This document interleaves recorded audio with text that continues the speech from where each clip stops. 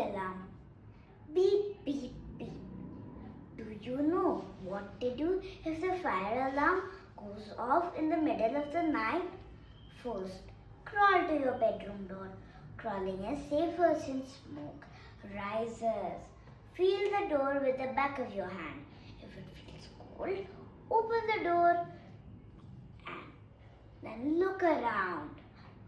Find the closest door to outside. Crawl outside and go to the meeting place your family picked and wait for them to meet you. What happens if the door feels hot? Do not open the door.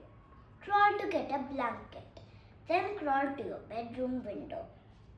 Open the window and let most of the blanket hang outside. Close the window to keep the blanket in place. Firefighters will see the blanket and know to come and get you. Firefighters might look scary, but they are there to help. They have to yell because they have masks on, so it is hard to hear them. So don't be afraid of the firefighters. They will keep you safe. It is important to have a plan if the fire alarm goes off in the middle of the night so that you can be safe. Thank you.